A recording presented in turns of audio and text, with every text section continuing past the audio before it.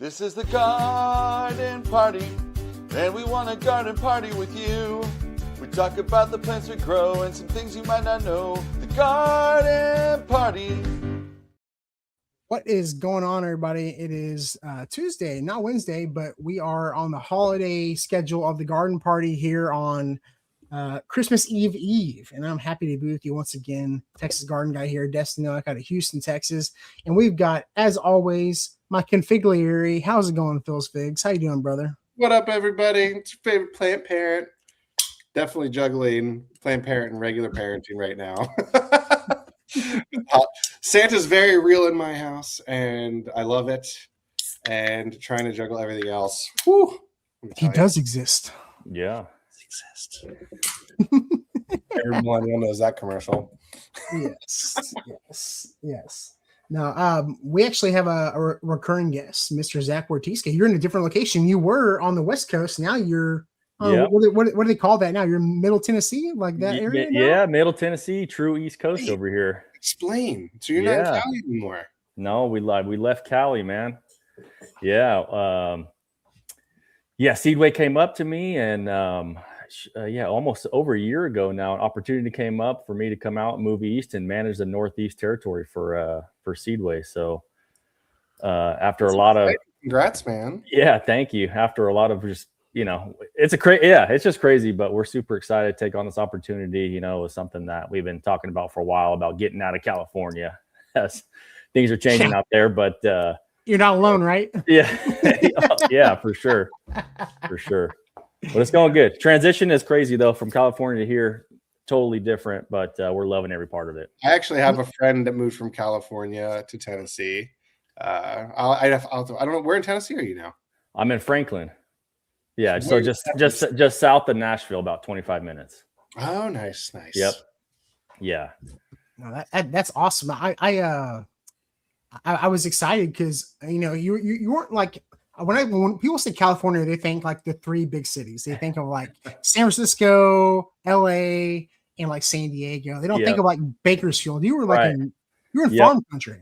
Oh yeah, and same thing. Everybody asked me, "Why'd you leave? Why such a beautiful state?" It is beautiful, but that's on the coastal region, right? Or you're somewhere else, right? I'm in the armpit of a farming and oil town. It's hot all the time, and so. Yeah. And we got real seasons here, which is fun too. So we're looking forward to having that. That's like awesome. The most California thing. Like I had a friend from San Diego moved to Boston when I was up there, and she was like, "I love it up here. There's seasons." I'm like, "Yeah, yeah." Oh, that's awesome. Well, so tonight I kind of want to keep it, a little bit loose and a little bit, fun. And so last week I had Vikram on, and we were going through some funny, commentating on some garden TikTok videos. And I figured, hey, let's keep that going because it was so much fun last week. So I've selected some that y'all might want to comment on. It might be a little fun. And actually, some of them are pretty good ideas, actually. So let me pop this first one up. You have an easy solution for your garden when you're out of town. If you're thinking about going on vacation, I just found So shout out to Judy Bao Garden. She's a fantastic TikTok and Instagram follower. This looks like an IV bag for when you go out of town. It'll actually self-water your plants. Have you ever seen something like this before? No, that's pretty cool. A drip bag for your plants. Like that legit looks like a real IV bag, not like it looks like an IV bag or like a feeding tube bag. I've seen the glass ones that you stick in, the pots, but nothing like this. And it looks like you can regulate how much water too. That's interesting. Cool. That's very, out of all like the self-irrigating hacks I've seen for plants, this one seems like legit. It looks like, Judy, that's her son that does the videos with her. Nice. I think like she was doing all this stuff in her backyard and her son was like, let's put you on TikTok. Yeah. That definitely works for like the house plant world or like the smaller garden world. I don't know if that bag you couldn't use at scale, but you could definitely. It seems like you can dial it back. Like you could, maybe just keep it at a slow drip, because correct. Whenever they plant trees, they have, sometimes they'll put those bags out there that drip because they can't be on actual irrigation. So maybe this is even like a little smaller version. I'm sure if it's on TikTok, it's something you can buy. Like, it only shows up on TikTok now if you can buy it. That's the only way you get any views. Yep. So it must be something you can buy, or you stole it from the hospital when you left. Yeah. But I've never actually seen I've seen No. similar stuff to this, but not something exactly like this before. Yeah, that's cool. Yeah, I don't know. Thumbs up or thumbs down on that? I mean, it depends, huh? Like maybe a couple days, huh? Condition based, like if I had my balcony garden with all my things I need to keep alive, or like my little succulent garden in my greenhouse, if I need something like that, Yep. like my bromeliads or whatnot, but or maybe just like a day if you're gone for like a weekend, something like that would be like maybe not a month at a time, but maybe like a weekend you could kind of get away with it in the middle of summer. Yep. Oh yeah, I think so. I think you could do it. Oh, you could be like put like liquid fertilizer in it. I was just thinking about that. That's not a bad idea. Yeah. And be like the bane for your plants. Yeah. Feed it. Yes. Let's see. Me and Vikram had a lot of fun with these last week. So. Oh, man. We stopped it at a certain point there. Well, so this is a real thing. This is shampoo ginger. Ginger can be used in a bunch of different forms. There is a form of ginger that can be. I've seen the shampoo ginger before. Yes, I've only had experience with like the edible ginger. Yeah. Gosh, I PG-13 cast. But I've eaten the ginger on the flower, and it tastes like Starburst. Was really weird. But I've not eaten the shampoo ginger, but that is a thing. But then here's the egg. Oh, nope. Jeez. Here we go. Oh, I know. 5-minute crafts. Here we go. Getting into it. Yeah, it wouldn't be a 5-minute craft video if there wasn't an egg or some toothpaste or something. Yeah, I love it. Oh my god! So with the strawberry, So they cracked an egg with their foot. Of course, I think there's some kind of. Me and Vikram were talking about this last week. There's got to be some kind of like fetish thing going on because they're always throwing in their feet or something weird. Like it's. So they threw a strawberry and it immediately grows back. That is so AI'd. Oh my gosh. Beautiful. And that is when I was searching for videos, I was shocked at the amount of AI that is used on TikTok for these videos. It's insane. Like it's truly crazy. It's crazy now. And you don't know, right? I mean, like that's the hard part. I know. Well, I mean, and that's what's kind of upsetting for people who aren't like actual gardeners and like, like for a beginner person, they think, oh yeah, I'm like this video. Without a doubt, they said it said over 100,000 views. Without a doubt, someone walked outside, cracked an egg, and threw a strawberry on top and buried it, and expected to get a strawberry plant. That's what I was just gonna say. How many people do you think went out there and did this? That viewed that video? I'd be willing to bet if it's got 100,000 views, there's at least 100 people that went outside and did this exact thing. I mean, that's minimum. That's bare minimum right there. Let's see, and they always go into some. So this. Looks like styrofoam, maybe some ivy. I mean, that's what these videos do, and that's what people should know that who watch these videos is they'll throw some crazy stuff in with some realistic stuff. Like that's not crazy. Mm-hmm. That's very possible.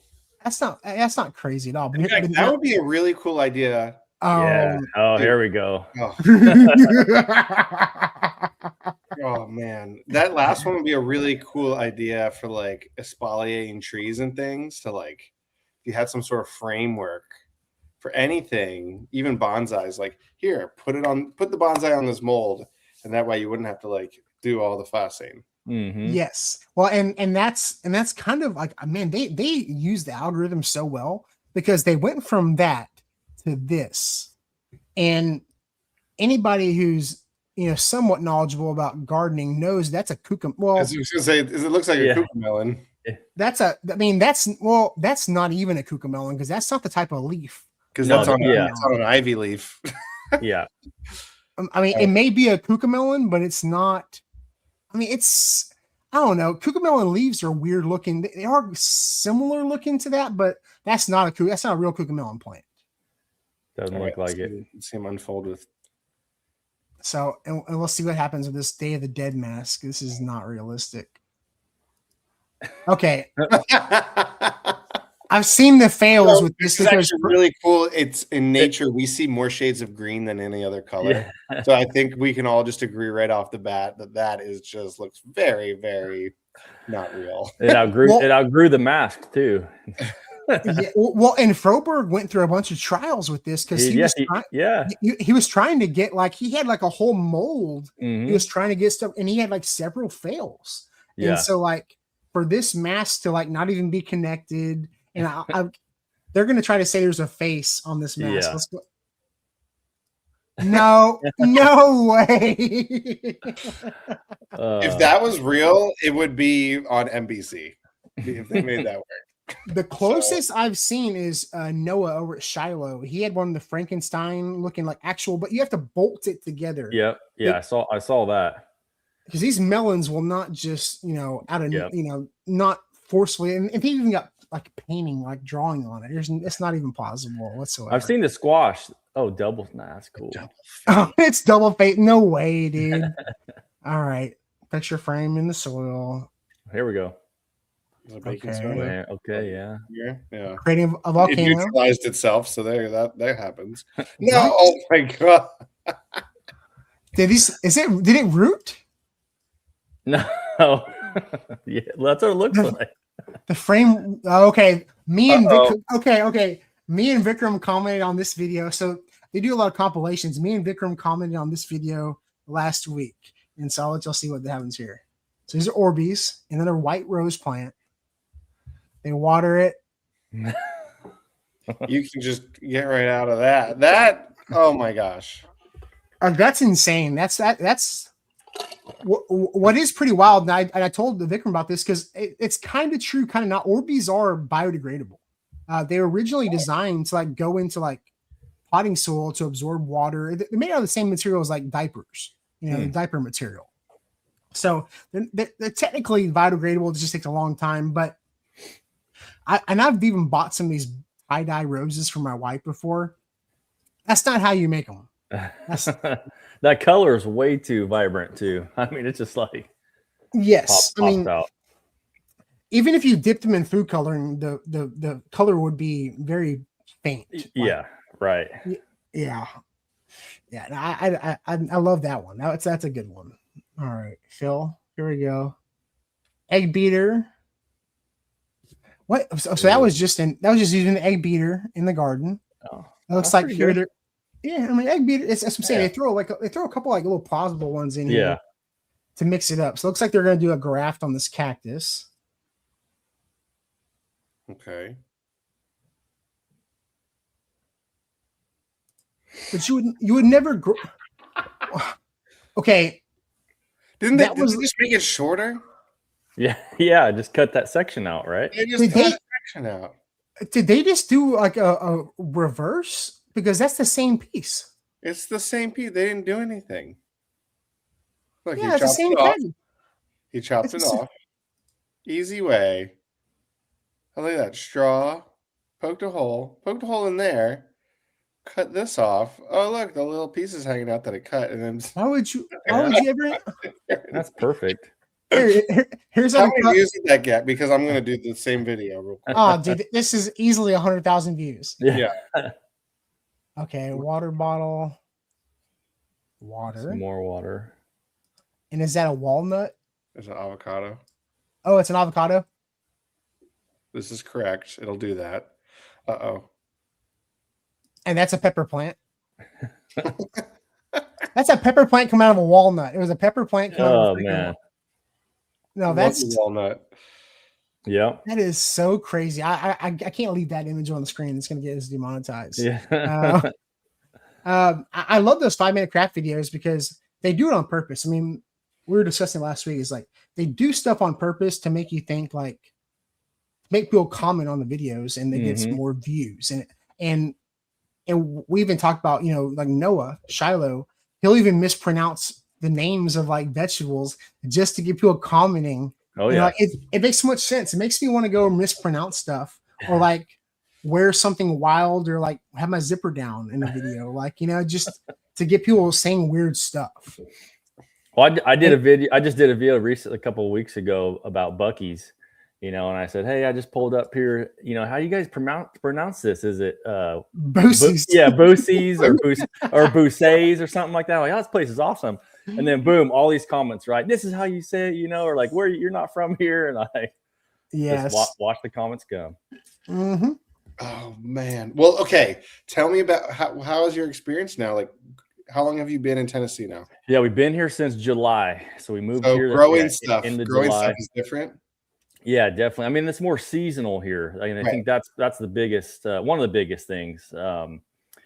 And so there's, so I cover the Northeast, which is Tennessee north all the way to Canada. So I got 9 salespeople that are throughout that area that cover the whole territory. So I manage the sales for that region. So really, I'm looking over everything, making sure we got seed, looking at forecast for seed, working with the salesmen, our product managers, just everything, to try to make sure we're taking care of our customers. But I'm traveling to all these different locations throughout the year in the seasons just to follow up, look at crops, meet with customers and growers, look at new trials with seed suppliers. And so it's just been crazy since I've been here. I felt like I was talking to my wife. She knows the roads here more than I do right now because I've just been traveling and on the road so much. But it's just, it's fun. It's just kind of, again, it was an opportunity for me to want to step outside my comfort zone a little bit and take on this new role and just get to a spot where I really think I can lead this, lead these guys and the team, to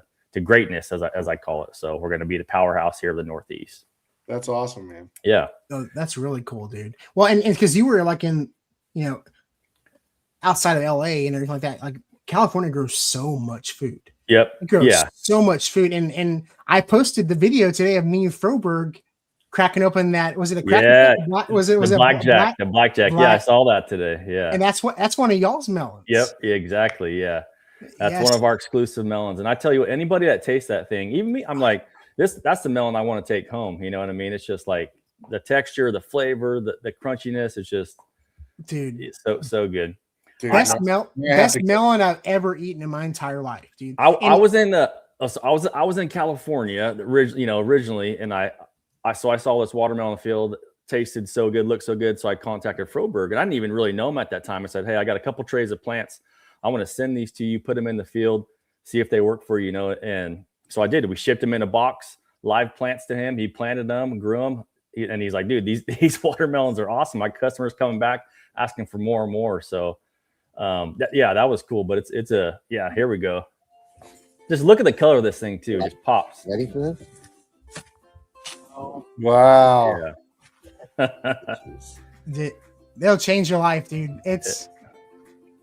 I like them dripping watermelon on your back too. Holy crap. Dude, we were literally just like, we were at the farm. I was doing some soil samples or whatever. And we were driving past. I was like, dude, look at the size of that watermelon. He goes, let's go. And he just goes over and he's like, dude. And that was even in a field where he was like doing the experiment. He was like, I've literally planted these and left them alone. Yeah. And like they're just thriving, dude. And it's the best melon I've ever had in my entire life. It's really good. And again, it's not like it's a little bit more specialized just because it's all the dark rind. But again, it's just a really good eating watermelon. So some of the comments I've got on that video, it's like, oh, it's seedless, so it's GMO, and you shouldn't be growing GMO like that. It was crazy. Ignorant comments, right? Like it's like explain to people, like, people say non-GMO and GMO. I don't even know what that means. Like it's like what is the difference between a regular watermelon and a seedless watermelon?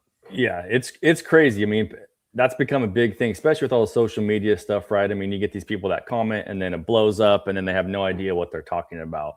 It's buzzwords. Exactly. And you get, like you said, you get these people to comment and they just say like, oh man, seeded or seedless is a GMO, right? And I'm never going to feed my kids this. This is ridiculous. And you're like, you guys have no idea what's going on. Like, we have to have it seeded to make, to pollinate, to make the triploid watermelon, right? Which is your seedless watermelon. And it's just, it's wild. And so there's a whole watermelon association that's out here that's really big. And they have the Queen programs, and part of their program is to promote the watermelons, promote the industry, and again, educate the people. So they've done a really good job this last year with all that, just educating the people about there's no GMO watermelons, you know, that's we use or commercially available. And so like, go eat watermelons, go eat more. They're not, you know, they're not bad for you. So dude, I've been reposting like some popular videos like from throughout the year here in December, just because it's been kind of dead on all the platforms. Like I was editing that video and I was like, God, I want some watermelon like right now. It made me so hungry. I was like, at that watermelon was the best watermelon I've ever had in my entire life. it's delicious. Yep. Oh my God. Yes. What is the biggest watermelon you ever grow? I mean, that one would not be a giant watermelon. It's more of like an icebox melon. The bigger melons are not always the best melons. I mean, I would yeah. say. Those genetics actually are big. So that watermelon does get really big if you let it keep on growing. So I've seen that watermelon like 28, 29 pounds. And so That's gets big, dude. Yeah. Before it splits. Yeah. Yes. Yep. And so again, you know, your typical watermelon, they do it by how they count the bins for, you know, 60 count, 45 count, or 36 count. That's how many watermelons fit in the bin. But the major market is really in that 45 to 36 bin count, which is again, you know, 12 to 14 pounds on the 45, or, you know, 18 to 20 pounds on your 36 count, which the bigger ones go to like, you know, Walmart, Sam's Club, that thing. And your 45 counts go to more of your retail, you know, chain stores. So, yeah. But yeah, it's crazy. Again, you know, they got all the minis in all different rind types and sizes, and the yellows and oranges, and those all have different flavors, and they're all great. I'm fascinated with more watermelon. things besides figs now. We got all kinds of varieties of watermelon. Yeah. That sounds amazing. Dude, there's so many varieties now. It's insane. Well, I've been in the field when they're sorting them. Like, you know, like they go through and they pick them, and then they lay them in the aisles, and then they're like conveyor belt, but with people like sorting them. And like they had a school bus with the top cut off, and they were tossing them up into the. Dude, it was crazy the way they were sorting them. The East Coast, Florida and Georgia, are really big about using the school buses. They cut the tops off of the school buses, and then they run them through the field and they load them up. But I posted a video the other day about a crew going through a field, and it's truly a line of guys. So they have a crew that comes in, and these guys are crazy. They know exactly when that watermelon's ready. They walk through and they just cut the watermelon off the vine. Then you have another crew that comes in, and they're the harvest crew, and they have a line. So one guy is maybe 8 beds over to the harvest bus, and they're just passing all the way, and they got stackers on the bus, and they're sorting that as they're doing that too, if they can, depending on what they're doing with it. So yeah, because I mean, like 12 hours with harvest time can make a difference. You know, like it can not be perfectly ripe now, and you can wait half a day and it's done, and then you can wait like a day later and it's split. You know, with moisture conditions and everything like that. Like it's how many? I mean, I'm sure in the chat right now we got like about 20 something people in the chat. I personally have done this, gone out there to harvest a melon, and it's been all white. It's such a bummer watching that melon grow big and big and big, and then you go cut it off. Like, it's be so exciting, and cutting half. Oh my gosh, you're like, it's devastating, dude. So, like, what do you look for when you're looking for, like, you know, like based on your basic watermelon? Like, what are you looking for to know that it's ripe and ready to go? So on the stripes there's a few different things on the stripes on the watermelons. They kind of bleed or blend together as it gets closer to mature. Those stripes will kind of really form and really like stand out as to their lines and the stripes on the watermelon. So that's one indicator that I look at. The other one is there's a tendril leaf that's at the attachment of where the vine attaches to the watermelon. That tendril leaf will dry completely all the way down. And when that dries down, that's another good indication that the watermelon's ready. And then the third thing I look at is that yellow spot on the belly. That's really a good indication. You flip that over, you see a bright yellow spot. That's a good chance that watermelon's going to be ready. So sugar spot or whatever. Yep. Yeah. Good, better, best. Look at that. Right there. Yeah. But it can be overripe too. Like it can get mealy and all kinds of stuff. Like there's a sweet spot on a melon, like where it's just perfect. God. I love watermelon. I'm getting excited about like next July right now. Yeah, you got about 5 more months here until we. Is that big up in Tennessee, up in that area? Like y'all like which state in your region does good with like watermelon? Yeah, there's some here in Tennessee, and then Indiana is a really big. Indiana, Illinois is a big states for watermelons. Yeah, in this area.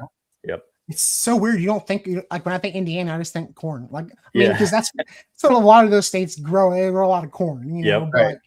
But I mean, you know, Florida even is big for watermelon. Like, you know, Yep. states that, you know, you don't think peanuts when you think of Florida, but they grow a ton of peanuts. You know, Yep. it's weird thinking about what states grow what. It's very strange, and you deal with it all the time. Yep. And all those, you know, probably 98% of all the watermelons are all transplanted too. So, you know, they go to the greenhouse first, and then they get sent to the field to be transplanted. So our big, you know, push right now is working with the customers on the seed side, getting them the seed, and then they go to the greenhouse is kind of the next step. Because that would be an entire business of itself, is just getting the starts. And then yeah. So we have our own plant program, which is called SoLogic Plant Program, and we partner up with greenhouses. So we have a whole if we go to a customer, we can sell them, you know, one piece of plant, right, instead of just the seed. So we can, however many plants they need, they would just work right directly through us. You know, they wouldn't have to work through a greenhouse. So we could provide them the whole, you know, one-stop shop, I guess. We would deliver the plant to them. Well, and I noticed last year. So like last year, and Phil has experimented with it a little bit this year or already with soil blocking. So like with squash, I saw a huge difference this year doing soil blocking. I had 0 transplant shock in my squash. My cucumbers did amazing. Really? Oh yeah. So I'm assuming with melons, it'd be this. They're all cucurbits, you know, so they would all kind of have a relative transplant rate. Yep. Phil, did you see that? I mean, you were doing a little bit of soil blocking as well. You saw my watermelons took off when I did my soil blocking, which is really cool. And then I just plopped them, because this is my first year ever really kind of dedicating, now that I have space to do all this gardening stuff, is like growing the watermelons. And there's nothing more tangible in the garden than watching a watermelon grow and watermelon vines just like take off, like anything big like that, like pumpkins too.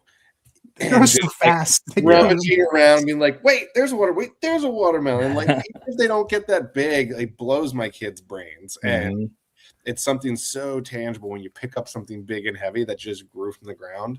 But they have big seeds, like everything's big. So they were a great gardening thing with my kids. And so hold on, they might be crying. But yeah, the soil blocking I was talking about, like I saw it made a big difference on my cucurbits. Like I had, like I didn't lose. Like usually when I'm popping stuff out of seed starting trays, like I'll have some loss with like cucumbers and squash.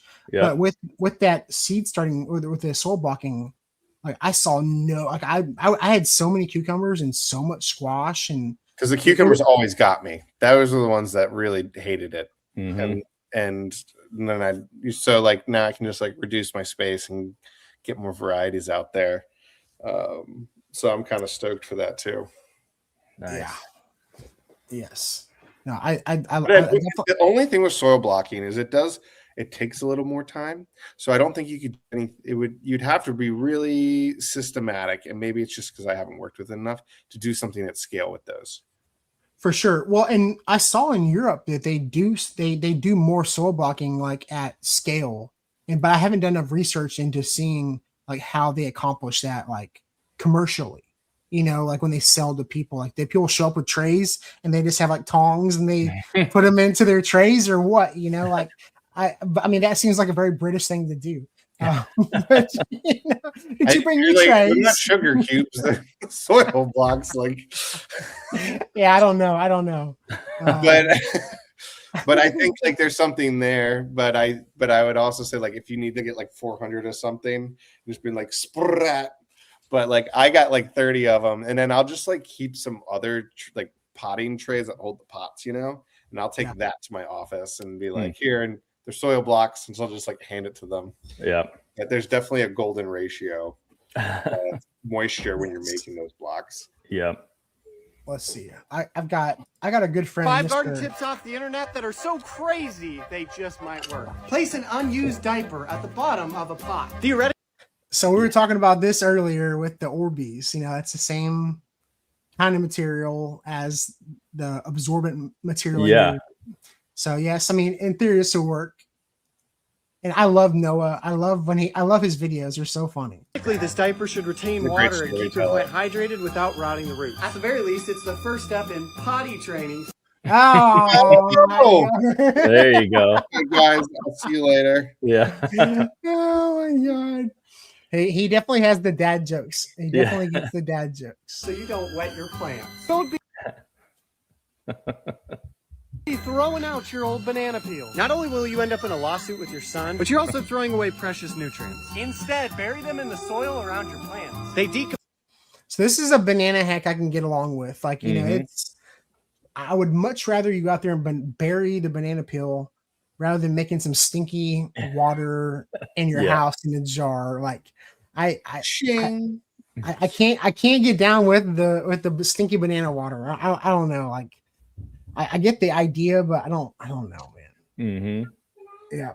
Decompose quickly, releasing potassium, phosphorus, and calcium, which are all beneficial to your plant. Take 1 part hydrogen peroxide, mixed with 10 parts of water. Apparently, when you water your plants with this, it oxygenates the soil and...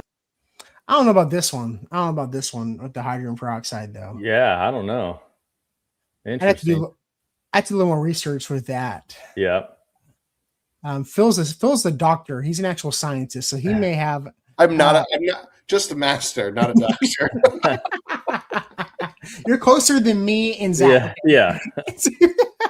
What would you see like hydrogen peroxide in your water with the soil? I mean, I've seen like the other guy that it's well, you know what? Hydrogen peroxide is very close to dihydrogen oxide, which is water. So it's it wouldn't, I don't think it would do much. You probably like add some more oxygen and hydrogen to your water. Hanging hydrogens like that can be a little acidic, but that's what the definition of an acid is. And I went off the deep end with some science language here, but I just realized, but I appreciate you, Phil. Yeah, I think it's like hydrogen peroxide is like a cleaning agent, right? That you would use like isopropanol or something to clean something. So that's why you pour it in your ears with ear infections, or if you have stuff in your ears. So I can see why it would get rid of stuff. But that's about that would be my take on it from any sort of chemistry knowledge I have. But it breaks down into oxygen and hydrogen. Yeah, I would have to do my own experiment with something like this. I don't know about that. Sprinkle some Epsom salt around the base of your tomatoes, rose bushes, and peppers. So this is something that's I know it's like an old wives' tale. And since I've started working for a fertilizer company, Epsom salt, was it calcium chloride or magnesium chloride? Yeah. Most of that is available in the fertilizers you're using. Like if you're using a regular fertilizer, it's got just as much magnesium in it as, which is a salt. Yes.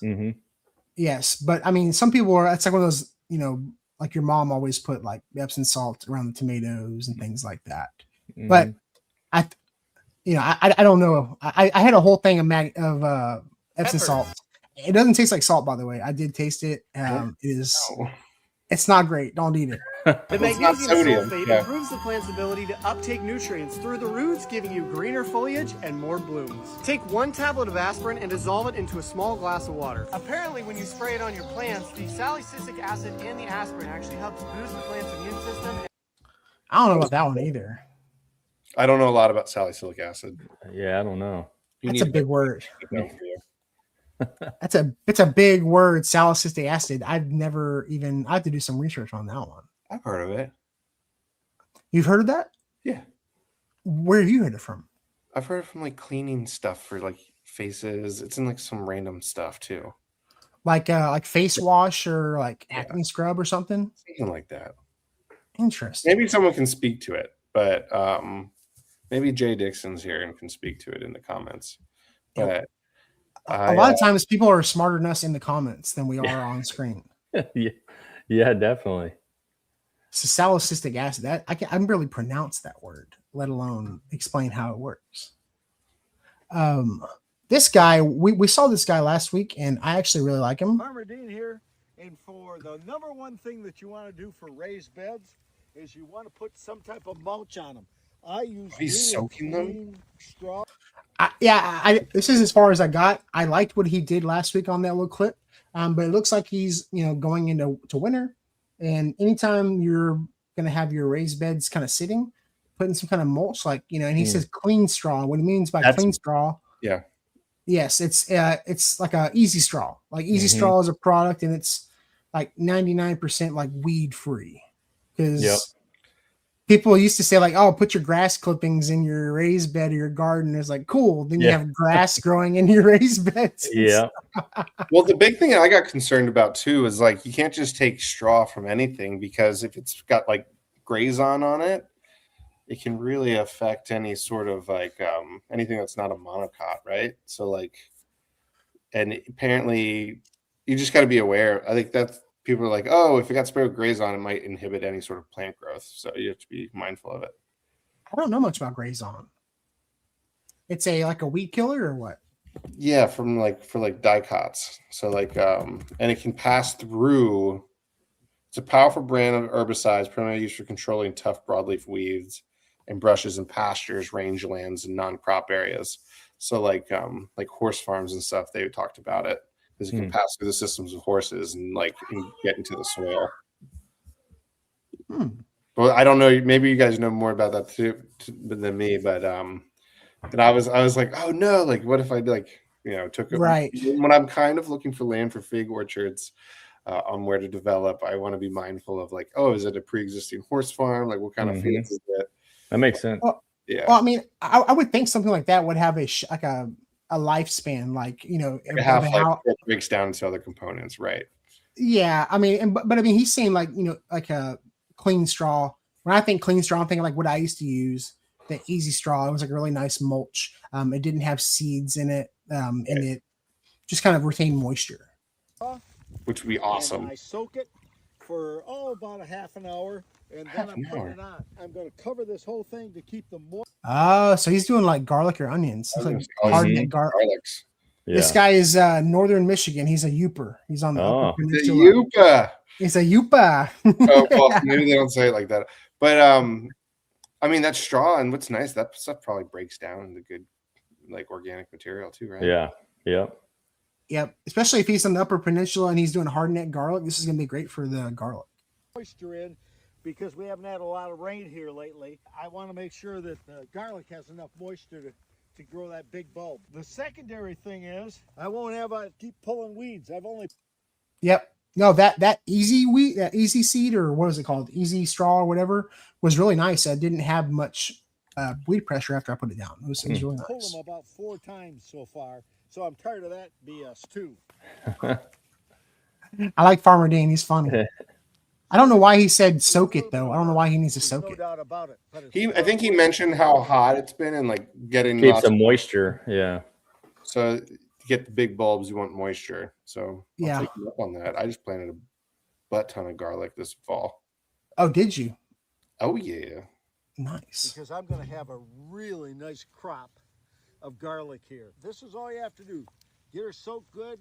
Put her on there 2 or 3 inches. And guess what? No more weed pulling. I love seeing these dudes like they're just happy gardening, like they're happy farmers. It's so much fun to watch. I'm gonna be him when I grow up, maybe. Yeah, hang out. Dude. I was thinking about that the other day, like it's wintertime and now you're getting all antsy, like getting ready for like growing stuff. Yeah, I'm so ready to go out and putter around. Like I was doing it with my with all my fig cuttings for my fig cutting sale. So. And it went great. Now I have a bunch, like over 30 orders to get through right now. But it's so fun to like get out there and like I felt the energy flow back into me after this fall. And you're just like, let's go. well, speaking of figs, I got something for you here, Phil. Brand new variety of extra large fig that can produce fruit year round. The figs are soft. You notice anything weird about this video, Phil? I noticed a lot of things weird about this video. We're off beautiful. This is the ever-growing fig. Why is she doing that to the tree? The finest the finest AI fig tree in Kazakhstan. Yeah, This is not real, dude. So vibrant. It's so not real. Dude, this is like when I was watching this video, I was like, oh, that kind of looks. I was like, wait a minute. Produce fruit year-round. The figs are soft, honey sweet, and absolutely delicious. Just one tree at home can keep you eating. Like the AI is getting good, but it's still not Getting that good. It's still not. I've seen Will Smith eating really good spaghetti recently. Yeah. So we're getting there. But why eating the fig in that direction? That's guys. There's a great way to eat a fig, and you turn it around. It's not that way. Right into. Don't go from the top. Get out of here. AI is still learning. AI is still learning. It's listening to us right now, saying what it's doing wrong. Yeah. Eating figs for half the year. Our saplings are already 3 years old. That's not a fig tree. You must have just ripped that straight out of the ground from the base. I mean, it looks like a peach or it's not a fig tree. It does look like a peach tree. Yes. So it looks like it'll be loaded with fruit. Look at those roots, how they're like pointing straight down, like, and that's not a fig tree by next at year. all. It's not picky about soil and grows well in both the north and the south. Whether you plant it in a pot on your balcony or in a corner of your garden, it grows like crazy. Oh, that's bad. That's real bad. To be fair, my Figo Preto looks like this some years.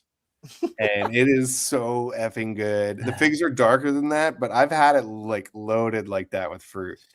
And so not totally out of the question, but this is pushing the limits a little bit.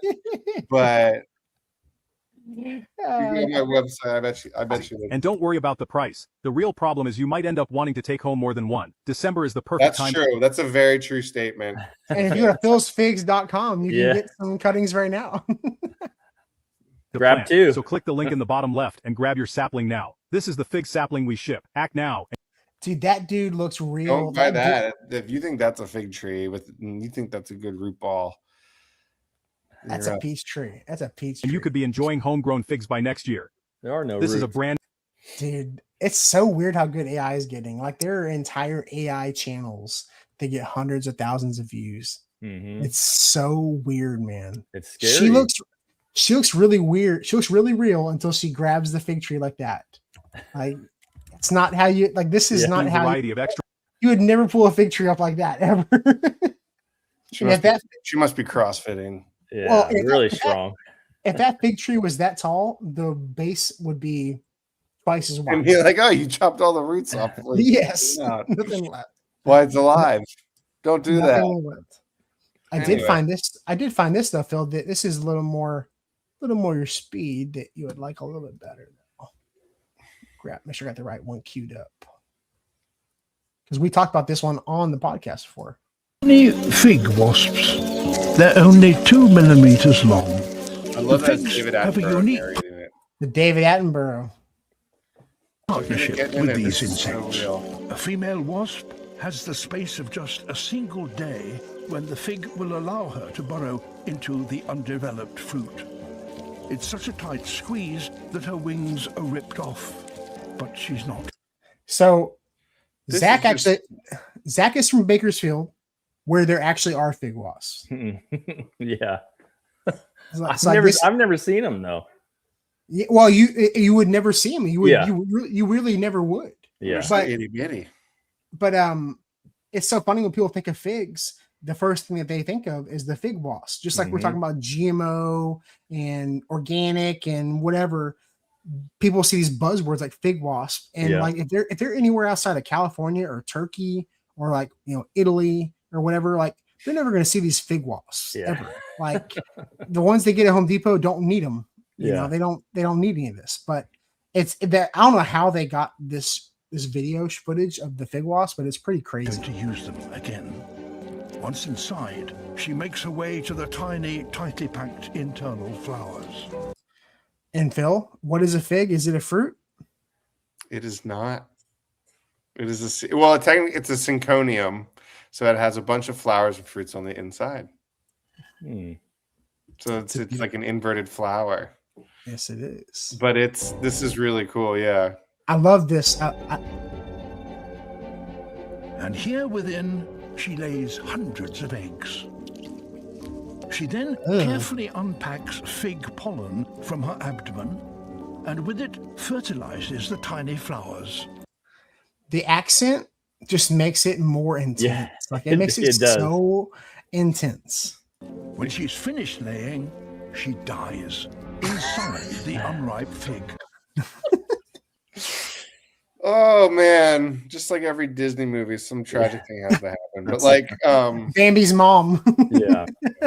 Every Disney movie. So it's over. It's over. So this is real. But the whole idea is that they try to find other male caprifigs to recycle the colony, but they go into female figs and they're like, oops, and then it just doesn't happen. Yeah. And then all the enzymes when they start ripening digest every single bit of eggs and wasps and anything. So by the time it ripens, it's just fruit again. Yeah. Alongside her eggs. The sunlight now slowly ripens the figs. That is not and helps the young. Wortiska.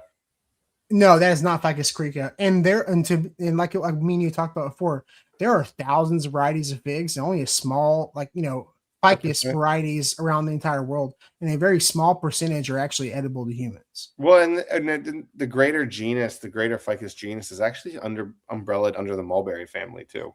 So if you see mulberries, they propagate similarly. They have similar leaf patterns, things like that. Is it Malva?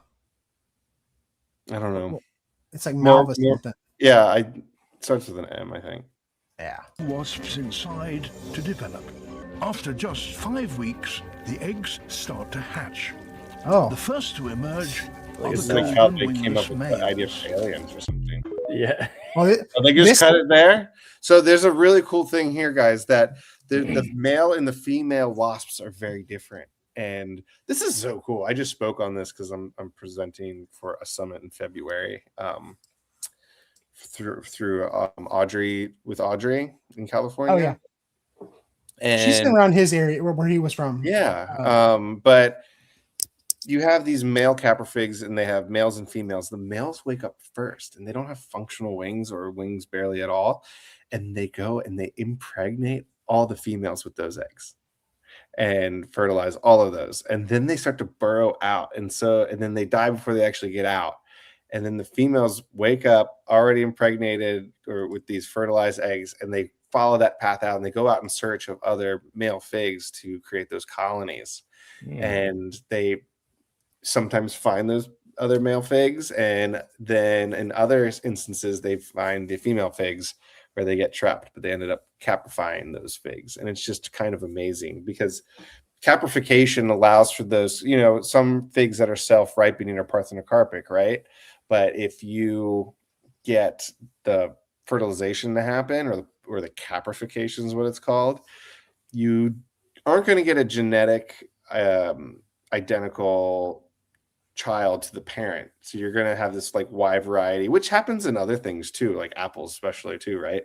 But it's going to be this heterogeneous collection of figs, and you don't know what you're going to get after that. So the genetic diversity is real, and that's why propagation is so key to keeping certain varieties for figs. Figs vegan. I was surprised this week when I received an email from a customer. What are they doing with figs?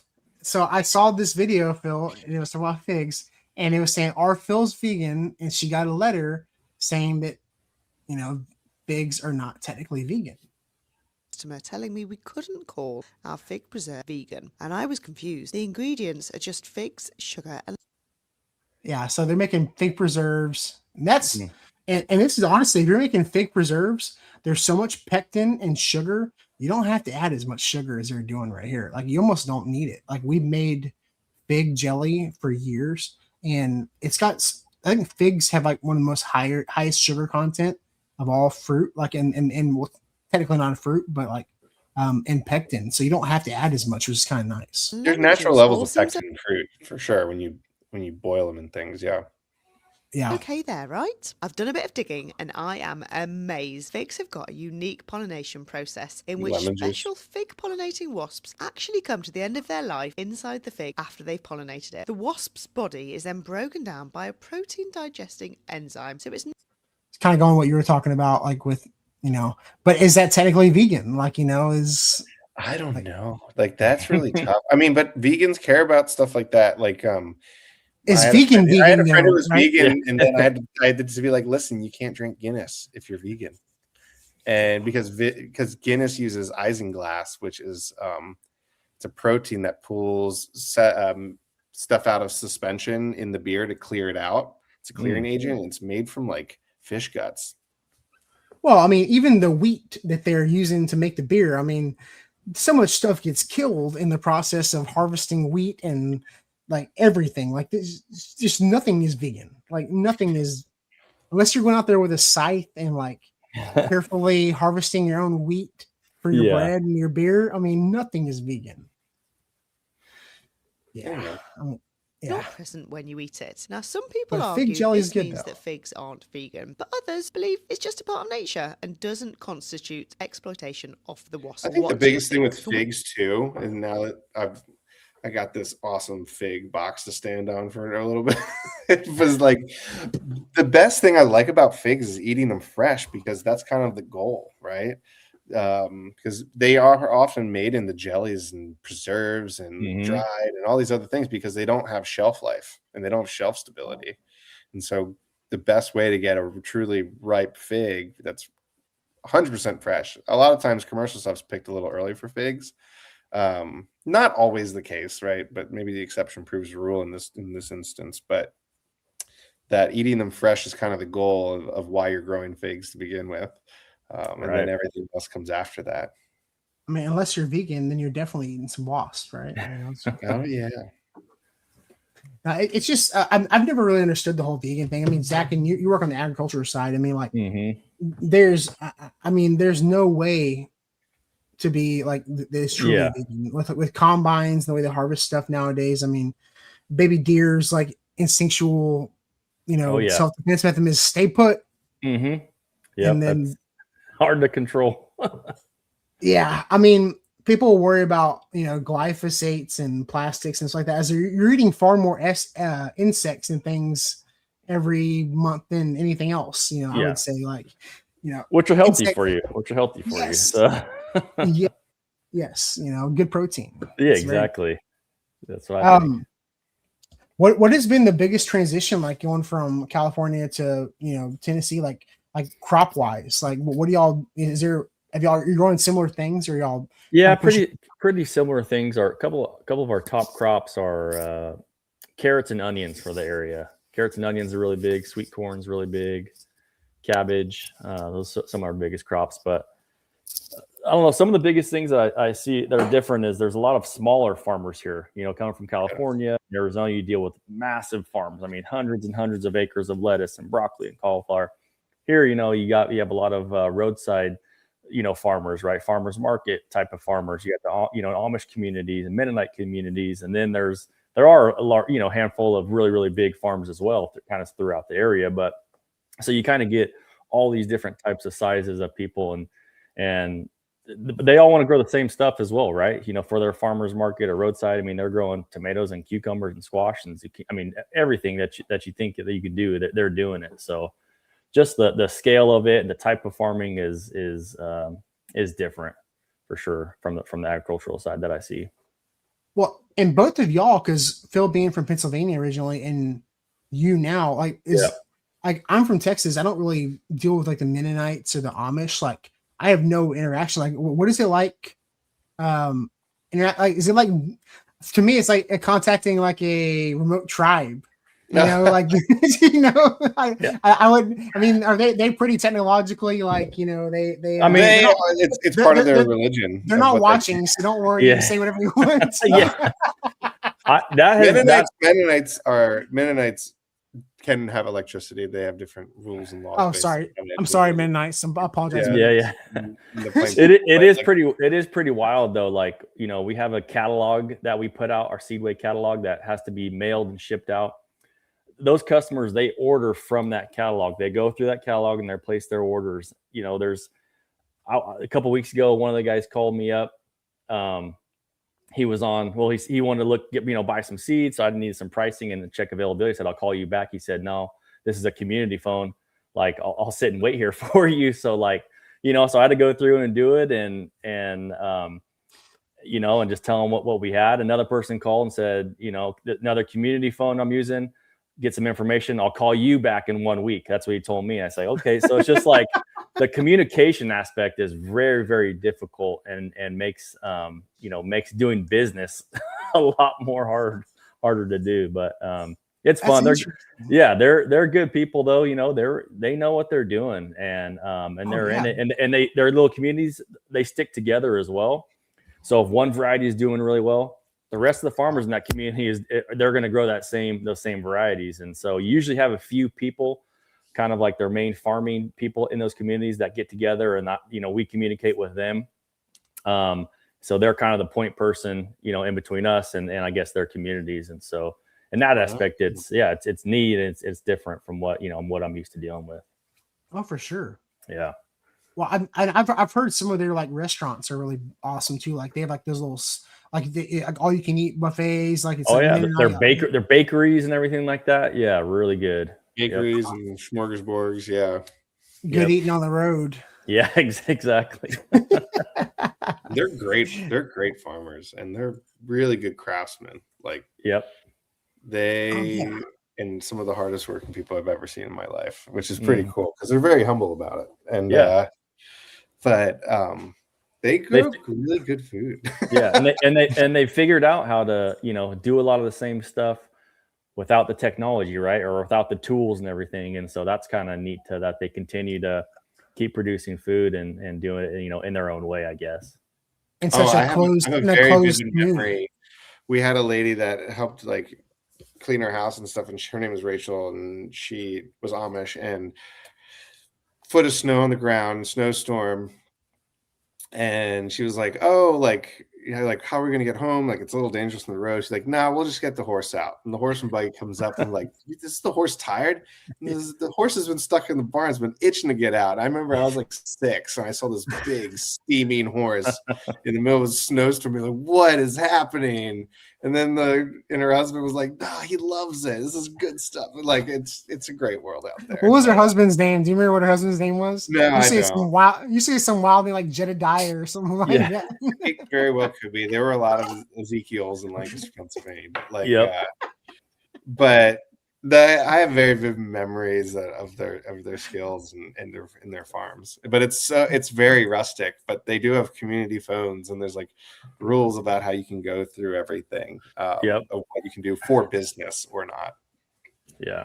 But that's what makes stuff interesting, though, right? Like it keeps you like it's new challenges and new communities and new experiences. That's what I've noticed, like, coming into like the green industry and working for a fertilizer company, like you go to different areas and stuff doesn't sell the same way it does in other, and you got to find, the way in and, make those new networks and those new connections. And it's what makes it challenging. And it's something I wasn't challenged with enough in my previous field. And that I've really been excited about since I've moved over. And it's been, I'm sure coming from California, stuff translates, but it's not the same. Yeah, exactly. Have you gotten any flack from being like a California boy? Like, have you? I don't tell people I'm from California. People wouldn't know. Like, I wouldn't know you're. I wouldn't know you're from California. Like when I first met you, I wouldn't. Yeah, it's crazy. I think one of the biggest things though, like just coming from in the industry and looking at maybe a sales perspective or something like that, it's like just be honest. You bring a solution, right? Listen to that customer, what they're trying to say, what their problem is, and bring a real solution. If you're a guy that says, "Oh, I can fix whatever you have, grow this variety, and buy it all for me," probably not the guy I want to deal with, right? If you say, this variety is working really well, keep growing that variety then. Okay, but you having issues here, you have disease problem, or you want some more flavor or yield. Okay, grow this variety and let's test it out and see if it works for your program. And again, I think it's just like working with them, listening to anybody, your customers, and really providing the best service. So, yeah, agreed.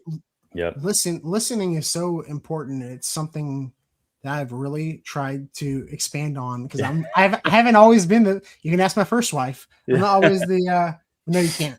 But I'm not always the best listener. My second wife, I've gotten better at it. So but listening when it comes to sales is very important. Yeah. Very important.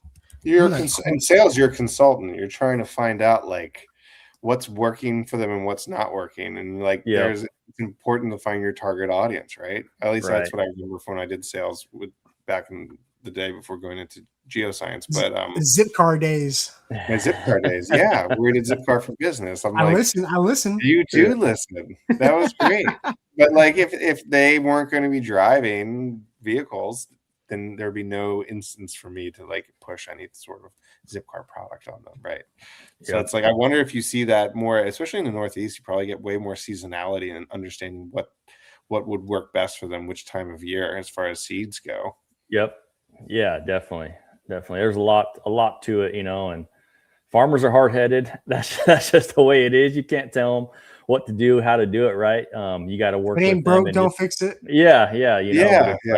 It's like, but how do you bring a new perspective into it? Okay, find what works for them, and try to improve their program, and by genetics, that's from my side. That's what we're trying to do. What percentage of farmers do they have like a little R&D plot that they're always playing with, trying to find things, or does that depend on the grower? Oh yeah, each farmer does, and that's a lot of what we do, the research side of it, in the field, true field, trials in those growers' field conditions, because every field and location and grower is all different, right? It could change variety to variety based on the soil type or grower that you have. So yeah, we do a lot. I mean, hundreds and hundreds of trials throughout the year testing new varieties. There you go. Do you work with them on soil health at all? And like, we do a little bit, but there's other people that are looking closer at that aspect, and we try to work with those people. Right. But yeah, we're not really in tune with it as much. But we do know the soil types, right? And we do know what works well on different soils and where to plant stuff and all the different, aspects of growing it. So that's kind of where we fit in. Yeah. There's so many factors that come into it. You have to go into it assuming they have their correct, the right potential for the seed. Yeah. They have the, the right palate for your product, so right. Like yep. I'm going to close this out with this fantastic last video that I've got that I procured for us, and I think everybody's going to enjoy this. Yeah. So look, it's an eggplant. That's awesome. Looks like it's an eggplant gummy bear. Yeah. It's a grateful eggplant. I mean, that is just the most Play-Doh eggplant I've ever seen in my entire life. I like that though. I think I'm gonna try that this year. It almost looks like a Sicilian eggplant. I don't know. Have you seen those? They're like beautiful. They have really round ones. Yeah. They're so good, dude. The craziest thing, it looks like it's a pothos and then an eggplant and they snip it off. Like that's pretty wild. And a week later, it's grown that big too. Yeah, that's good. Eggplants do grow. They do grow faster, but they're not gonna. I don't think eggplants would ever take that form, though. I think it'd be hard to do that. Yeah, I think so too. Yeah. So this is hot water on dandelions. So that's not impossible. Hot water. I mean, to kill weeds of some sort. Okay. This one's probably gonna be terrible. So that is a looks like a hosta. A hosta. Styrofoam. Okay. Oh, for the beta fish. That's possible. Okay, Yeah. here we go. I don't know why you would. That looks like a lot of effort. It's a lot of work. Did he imagine pour in mouthwash? What was that blue stuff? What's that mouthwash? Yeah. It did look like Yeah. Blue. It might be what goes in what is Listerine. Yeah. AC coolant, like It's Jack's 30-30-30. Oh God. I have seen people grow in like egg cartons and eggshells. That is fine. I don't know what the blue stuff is though. That's Yeah. freaking me out. Yeah, it looks like it's still in there. Yeah, it looks blue in there. Like Listerine will 100% kill your plants. Like if you put Listerine in there. I think you need to try some of these, man. You need to, do some of these videos. Well, I'll show you here in a second. I'll show you what I need to start doing to get some views, apparently. So that's a dragon fruit. That's a dragon fruit. Take a snippet of that. Stuck it in some grating. Okay. Water it in. Okay. Oh, the AI just started. Did y'all see the dragon fruit just magically appear? Out of nowhere. Oh man. The roses are always the worst. The roses always do the Oh, worst. here we go. Oh, here we go. Tea. What? Wait. Okay. I like that they have the plate underneath that cup too. Just to, Yeah. It's just to keep the pinky up, you know? Yeah. You don't want to drip in the garden. Yeah.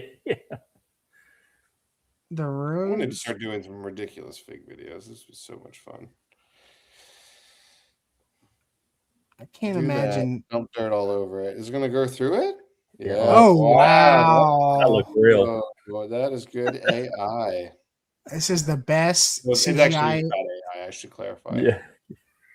That's bad. That's really bad. Okay, mushrooms, sawdust. Oh, here comes the feet again. There's definitely something going on with the feet in these videos. Like that's an aspect that I don't think has been explored. Yeah, but she needs to wear wider toed shoes, I think. Her teeth, her feet do look pretty wild. Yes. Yeah. Seems like we need to do some feet videos. Why would you need to? Oh no! Oh, she growing some woodier mushrooms this way? Well, look at those things. Some stink horns. Wow. That's not even the same type of mushroom. That's pretty bad. There's a lot to unknot. You can't unsee this video now. Anytime you're looking for some videos that are just insane, you just need to go to 5 minute. Just type 5 minute crafts or whatever, and it's gonna be insane. Perfect. It's gonna be really crazy. Yeah. Or if you want to look at something, you check out our videos. Yes, absolutely. Well, I won't keep us too long, guys. Phil, what do you got going on? What's you got coming up? You got philsfigs.com, right? Yeah, I got fig cuttings for sale on philsfigs.com. So if you guys want to propagate something, I have all kinds of varieties. A lot of the really fancy ones have been picked up, and I still have a bunch of fancy other ones too. So figs from all over the world, all different flavors and profiles. Check it out. Check out that osteo. Look at that. See the honey in it? Mm-hmm. Look at that. Yeah. That's how you know it's really ripe. Click on the catalog real quick. That's not AI. It's not AI. This is Phil's iPhone. Yeah. So those are some of the varieties of figs that are sold out right now, but the cuttings themselves I've kind of isolated with like, hey, these are cuttings ready to go. I still have my Fiskars in that picture. Oh my gosh. No, I got Felco. You're a Felco man now. You don't man. You need to put your feet in there. Those pictures. Dude. Oh my gosh. You're not lying. Guys? Is that? Yeah. We're selling figs on fig cuttings on OnlyFans. There you go. Only figs. Oh my goodness. That's awesome. Yeah, go check out philsfigs.com and buy you some cuttings, and you'll have rooted stuff in the spring, right? If you guys buy cuttings from me, it comes with a propagation guide. And if you guys don't, I still want you guys, if you're interested in figs, I have a free propagation guide on philsfigs.com. So just go on there, spend some time on it with Canva. I made it and I took pictures. Check it out. So you can just print it out at home or keep it on a phone, and it's right there for you guys. Absolutely. Mr. Zach Wortiska. Mm-hmm. What you got going on, man? Man, I don't know everything. I'm trying to figure out my life right now. You're doing it, man. Yeah, no, we're doing it. Yeah, heck yeah.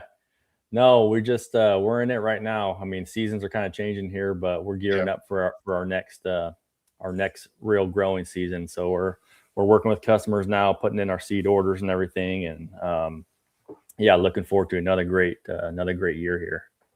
That's awesome, man. So, yeah, we got a bunch of shows coming up as far as like vegetable shows that we're part of, watermelon conventions and different, Tennessee vegetable shows and Kentucky fruit and vegetable shows. So, we try to get around to those and see our customers and just talk to people. So. No, that's awesome, dude. Yep. Yeah. No, I love your content because I always used to tell people I used to give Zach the hardest time because he was like, dude, his lettuce videos are lights out, man. You must be on the struggle bus missing In-N-Out Burger because hey, no, In-N-Out just opened 3 locations here in Tennessee. Because of you, dude. Well, I know. So I'm working on that lettuce deal still, and so we're gonna see how that ends up. But yeah, man, for sure, one of the craziest things or the difference is like year round, I could make content and get out in fields and stuff in California. Here, it's a little different, so that's what's hard. I gotta come up with different ideas to post videos, and so I've been doing a lot of cooking stuff just because I'm inside a little bit more, and I gotta keep it rolling. So. Yeah, man. No, especially this time of year. Like this time of year is a really good time to repost. Like, get some stuff going. Like I said in the beginning of the video, I've been reposting some stuff like the best videos of 2025, and just to get some traction because TikTok is dead unless you're posting like Christmas, gift video ideas. Ideas like you're not getting any traction, But I mean, a male model like you, you'd be posting, your In-N-Out vegetable videos and be fine. Exactly. No, I'm gonna stay with it. Don't worry. Yeah. Well, I always love seeing the content, dude. Thank you so much for coming on. We'll have to get you back on more often, man. Definitely. Phil's Figs, thank you, brother. I appreciate you being here. If I haven't already said it to the chat, Merry Christmas to everybody. Happy Hanukkah, all the holiday stuff. We appreciate y'all hanging out, and we'll see you on the next one. I'm gonna close this, and I'll see y'all in a second. This is the garden party, and we want a garden party with you. We talk about the plants we grow and some things you might not know. The garden party.